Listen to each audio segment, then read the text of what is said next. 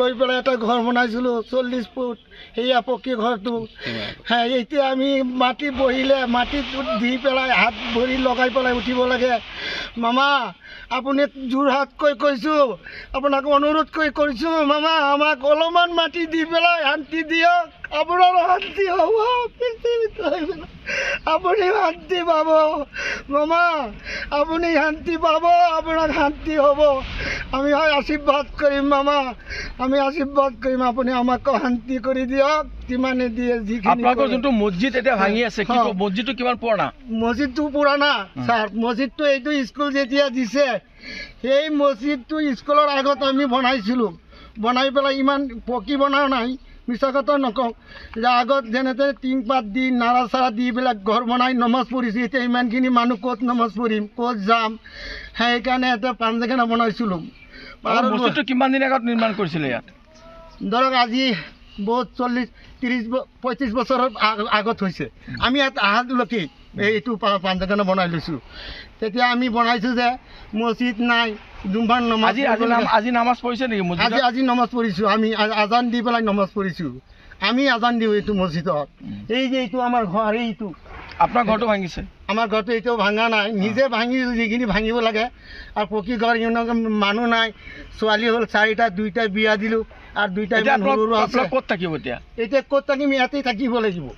আমাৰ জেগা নাই, আমাৰ জেগা নাই। আগত ক'ত আছিল আপোনালোকে? আগত এয়া মোৰ বাবাৰ পৰা ভাই ককাই বহুত ওলাইছিলোঁ, অলপ অলপ মাটি কেচকাল হয় কাৰণে বাদে ইয়াৰ পৰা গুচি আহিলোঁ, এইখিনিত আহিছোঁ। আপোনালোকে বস্তুখিনি ভাঙি লৈ গ'ল? আপোনালোকে বস্তুকেইটা লৈ গৈছোঁ, বেলেগ লোকৰ ঘৰত নি থৈছোঁ।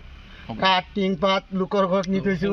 সেইকাৰণে মামাক কৈছোঁ, মামাক আমাকো শান্তি দিয়ক, আপোনাৰ শান্তি হ'ব। কিন্তু আমি যি কৰিছোঁ যিমানেই হওক, আপুনি এটা কথাই শান্তি কৰি পেলাই আমাক দিয়ক। যিমানে মাটি দিয়ে, যিফালে দিয়ে আমাক দিয়ক, শান্তি দিয়ক মামা। লৈ পেলাই এটা ঘৰ বনাইছিলোঁ 40 ফুট সেয়া পকী ঘৰটো।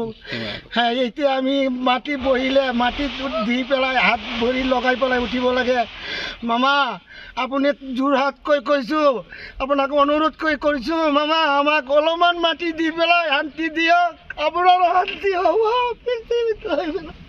আপুনি শান্তি পাব মামা, আপুনি শান্তি পাব, আপোনাৰ শান্তি হ'ব।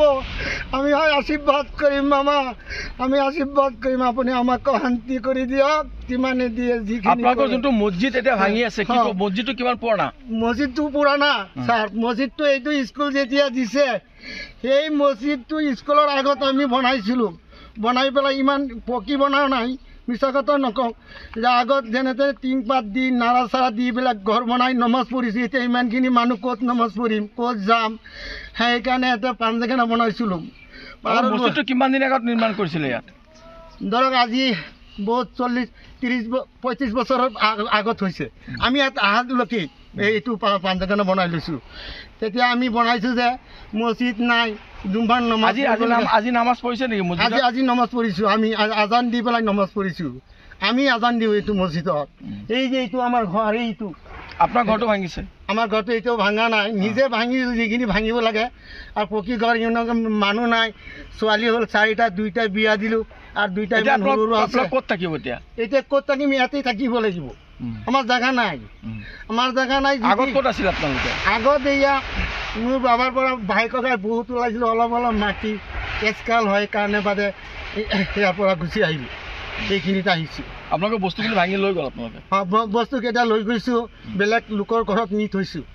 কাঠ টিং পাত লোকৰ ঘৰত নি থৈছোঁ। সেইকাৰণে মামাক কৈছোঁ, মামাক আমাকো শান্তি দিয়ক, আপোনাৰ শান্তি হ'ব। কিন্তু আমি যি কৰিছোঁ যিমানেই হওক, আপুনি এটা কথাই শান্তি কৰি পেলাই আমাক দিয়ক। যিমানে মাটি দিয়ে, যিফালে দিয়ে আমাক দিয়ক, শান্তি দিয়ক মামা।